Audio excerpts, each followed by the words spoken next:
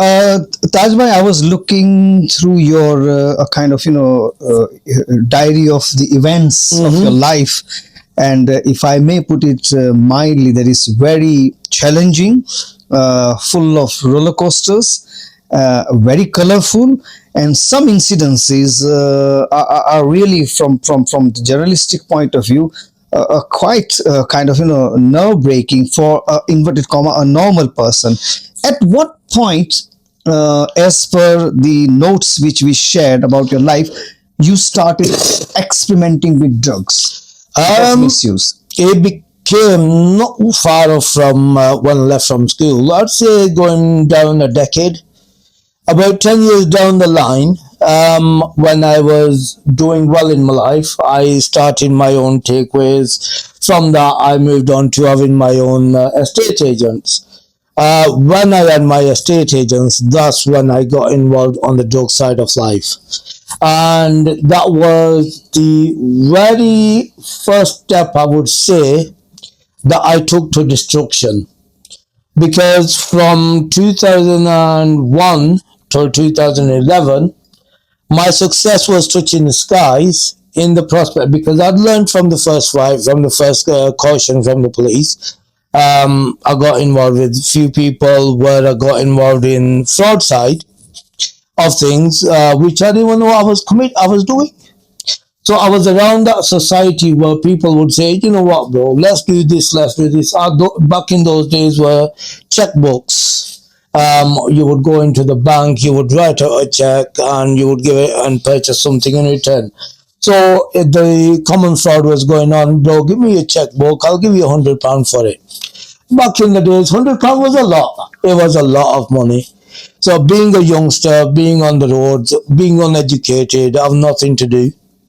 So you're tempted by this. So these people that are actually targeting you, they're very vulnerable, and they will find the people that are vulnerable. Would you use the word the criminal gang? Well, I would say so. I mean, yes, definitely. And because these people do not, vulnerable people. They do not work alone. They will not work on their own. They work in gangs. They will approach you individually from different angles, with different ideas, with different enthusiasms. I would say for them it is enthusiasm. And temptations? Temptations, obviously. But for you, it's a destruction. Because at that point, they will come up to you. They came up to me, right, bro, we can do this, we'll give you this much. Wow, for somebody who is uneducated, for somebody who is unemployed, £100 is a lot of money when you've got no source of income. Especially when you're a victim of bully, and you want to be a gangster or a part of them, they will come across to you and they will say, you know what, come with us. You're one of us now. You're one of the brothers. So you feel, wow, I'm a gangster now. I'm going to be a bully. But no, that is the wrong move. Totally wrong move. Right. That's where it started off. So when my success hit the skies, when I got to an estate agent point, it got to that point where a specific member of specific gang approached, and they were like, bro, you know what, let's go have a chill.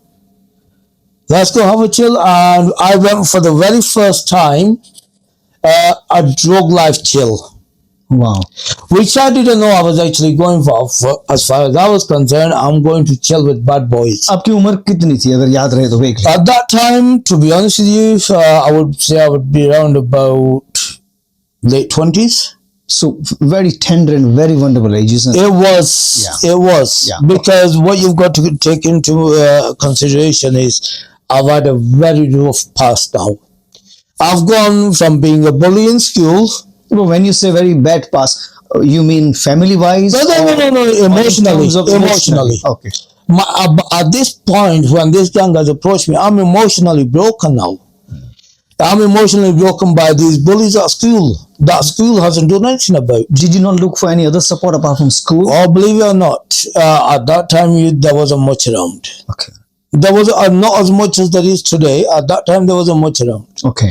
The only thing you could do was go and tell your teacher, and you'd be beat up even more for being, what do they call them, a snitch. Yeah. So you'd get beaten up even more by that. Okay. So going back to that drug chill so journey. The very first time tell us something about it. I've been called by a few of these people, bro, come on, let's go for a chill, we're going having a party. So I've gone to a club, we've gone into a specific club, we've got drunk, I've seen a VIP lounge, I've seen it all, I've got the girls, the highest class of smart looking or fit looking girls, so they call them these days. Anyway, we've had that chill, and the very first time someone's actually introduced a specific drug to me. Have some of this. Was it hard or soft drug? It was a soft substance. Okay. It was have some of this. I'm like, what is it? And one of the girls come up to me and she goes, "I'll show you heaven." Wow. And that was it. I had the very first small quantity of it. And when you have it the very first time, it's like having a cigarette the very first time, and you can't inhale the smoke. And when you do inhale it, your body can't handle it. You do not know what's going on.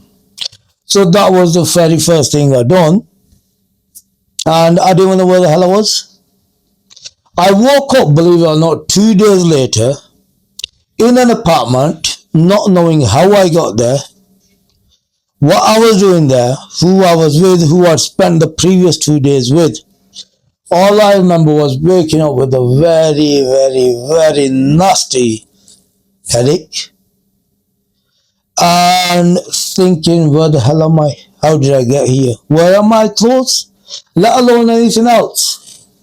Where are my clothes? Where is my jewelry? Where's my money? Nothing. Nowhere to be seen. And believe it or not, tell me, the state of that place, I can still remember it till this day. It was somewhere you wouldn't even like to sit. No, I mean, even at this, let alone this. You've been basically dumped somewhere. Dumped somewhere, and that is not even livable or seatable. Right, right. And I was thinking, how the hell did it? It was like having a sofa picked up from the back street. Yeah. That nobody wants. That's had all sorts of things done on it. So वो वाकये से क्या impact है? और दूसरा एक सवाल मैं भूल जाऊं उससे पहले, डू यू थिंक कि वो जो आपने पहली बार जो ड्रग्स का, चाहे वो सॉफ्ट हो या हार्ड हो, उसका आपको एक इनविटेशन मिला कि इसको ट्राई करें आप, because everything starts with experiment, that's the word they use it with alcohol and drugs, this thing starts with experiment. You see when experiment के तौर पे ले लो, but do you think that was the beginning of your destruction? Yeah, that was the beginning of the addiction and my destruction eventually. Yes, right. That was the beginning, because by the time I'd left there, I'd come home. A few hours later, my body was shaking. Now I don't know what the hell it was, but whatever it was, I got to know later on in life. My body was shaking and my body was feeling so weak, and I couldn't be bothered doing anything. It took me another 24 hours at home, in bed, eating like an animal, to regain my strength and energy, to go back to work the next day. Right. So when I went back to work the next day, this is 3 days later now, because don't forget I'd been in this particular apartment for 2 days where I didn't know what was going on. So the third day when I've gone back into work, the same people have approached me again. Bro, you were next level, bro. You were like an animal. You were doing this. I was being picked up so much that I felt like I'm their leader. So they were building a false image. They were building false self-confidence. Oh yes, they were showing me I was something that I don't even remember. Yeah. I was. Yeah. So at that point, I'm thinking, wow, I must have been, because don't forget, being a victim of a bullying in the past. You want to be this. You want to be this big person. Like them. You want to be worse than one of them. You want to be their leader. Strong, macho man, dominating. So we've gone back this time to a different place. Same things happened again, but this time I'm a bit in control of it. I'm a bit in control of this specific drug. So I've not taken the same amount, but I've taken a lot more. So this drug I'm not having to buy. This alcohol I'm not having to buy. These girls I'm not having to call. They just come in and cuddling you. This club I'm not having to pay to go into the VIP lounge. The attention you're getting is next level.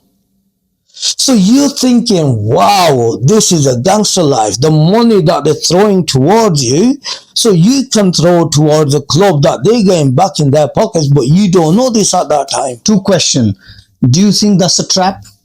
Number It's one. definitely a trap. And number two, how would you alarm yourself if somebody finds themselves in the similar situations as you were? I would personally say, look, if you're a victim of bullying, first of all, do not attempt to be one of them.